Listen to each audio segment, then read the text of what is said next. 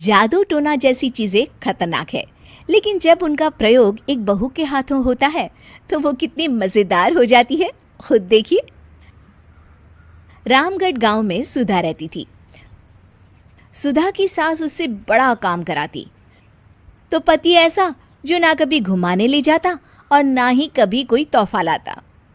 बेचारी इस बात से हमेशा दुखी रहती, लेकिन एक दिन उसकी जिंदगी बदल जाती है। अरे सुधा, सारा दिन न जाने क्या क्या सपने देखती रहती है। जाकर कुछ बढ़िया सा खाना बना कर ले आ। सपना ना देखो तो क्या करूं, मेरे तो कर्म ही फूट गए जो ऐसे घर में शादी हो गई। इससे अच्छा तो माँ जी कोई फुल टाइम मेड ही रख लेते। ओहो, बढ़िया ही फुल टाइम मेड रखने वाली। मेरे बेटे लायक से रिश्ते आ रहे थे, वो तो तेरे पापा ने तेरी इतनी झूठी तारीफ कर दी कि हमारा तो मन ही पिघल गया। अच्छा, विदेश से रिश्ते? वाह माँ जी वाह। अरे भगवान से तो डरिए, विलायती बहू लाकर क्या गाय का गोबर लिपवाती। बहू बहू होती है ना, वो देशी होती है ना विलायती। बहू का काम सिर्फ सास की सेवा और घर का काम होता है। और सुन, तुझे मैं क्यों बताऊं कि मैं क्या करती? जाकर घर का काम कर। सुधा मन महसूस कर वहां से चली जाती है। शाम को सुधा का पति जल्दी घर आता है, जिसे देख सुधा खुश हो जाती है। जी, आ गए आप? जरूर मुझे कहीं घुमाने ले जाने का प्लान होगा आपका। सब समझती हूँ मैं। अरे नहीं भाग्यवान, घूमना क्या है, बस आज जल्दी बस मिल गई तो घर जल्दी पहुंच गया। अच्छा सुनो, जरा आज शाम की चाय के साथ पकोड़े भी तल लेना, बड़ा मन कर रहा है। सुधा पति की बात सुनकर पैर पटकती हुई किचन में चली जाती है। वो काम करते करते खिड़की के बाहर देखती है कि तभी उसे एक चमकीली सी कॉपी दिखाई देती है। वो खिड़की से उस कॉपी को उठा लेती है और उसे खोल कर देखती है, तो उसमें सुनहरे अक्षरों में लिखा होता है, जादुई किताब, इस पर जो लिखो वो सच होता है। सुधा उस किताब को देखकर खुश हो जाती है और जल्दी से पास रखी पेंसिल उठाकर उसमें लिख देती है, मेरी सास सारा काम कर दे। तभी उसकी सास किचन में आ जाती है और कहती है, अरे बहू, सारा दिन लगी रहती है काम में, अब जाकर आराम कर ले, मैं तेरे लिए चाय और गर्मा गर्म पकोड़े लेकर आती हूँ। सुधा ये देखकर हैरान हो जाती है और कॉपी लेकर कमरे में आ जाती है। तभी वो देखती है कि उसका पति आराम से बैठकर किताब पढ़ रहा होता है। सुधा झट से कॉपी निकालकर उसमें लिखती है, मेरा पति मुझे घुमाने ले जाए।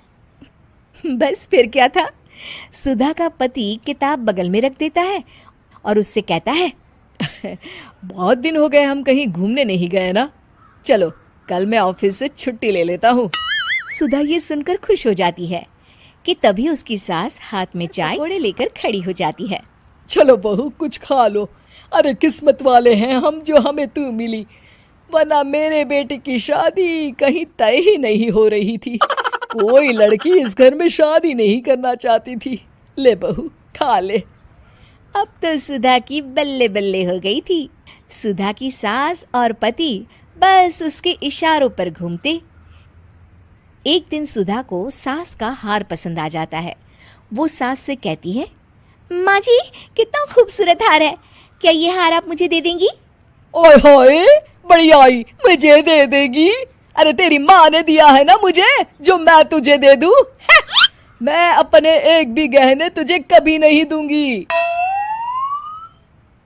तभी सुधा अपने कमरे में जाती है और कॉपी में लिख देती है, सास के सारे गहने मेरे हो जाए। अब क्या था, थोड़ी ही देर में सास एक संदूक लेकर उसके कमरे में आ जाती है। बहू ये ले। ये क्या है माँ जी? बेटा ये मेरे गहने हैं, अब मुझ बुढ़िया पर तो ये अच्छे नहीं लगते, तेरी तो उम्र है पहनने उड़ने की, ये ले गहने तू ही रख ले। तभी सुधा हार पर पड़ती है जो सासू माँ ने पहना है। और माँ जी ये हार जो आपके गले पर है? सास हार उतारते हुए कहती है, हाँ बहू ये भी ले ले। फिर कान के टापस उतारते हुए कहती है, ये ले बेटा, तू ये भी ले ले। फिर एक एक कर वो अपने सारे पहने हुए गहने उतारने लगती है। ये भी ले ले बहू, ये भी ले ले। सुधा तो खुशी के मारे बौखला जाती है। हाँ हाँ, लाइए लाइए लाइए लाइए। तभी सुधा का पति उसके पीछे आकर खड़ा हो जाता है और जोर से चिल्लाता है, अरे सुधा, क्या हुआ? क्या लाइए लाइए कर रही हो? अरे जरा कढ़ाई में तो देख लो, सारे के सारे पकोड़े जल गए। तभी सुधा की सास भी उसके सामने आ जाती है। इस लड़की से तो एक काम ठीक से नहीं होता, दिन भर सपने ही देखती रहती है। तभी सुधा को होश आता है। वो खिड़की के बाहर देखती है जहां उसे कुछ दिखाई नहीं देता। दरअसल जादुई वादुई कुछ नहीं था, वो सिर्फ एक काल्पनिक सपना था जो सुधा अपनी जिंदगी से तंग आकर देख रही।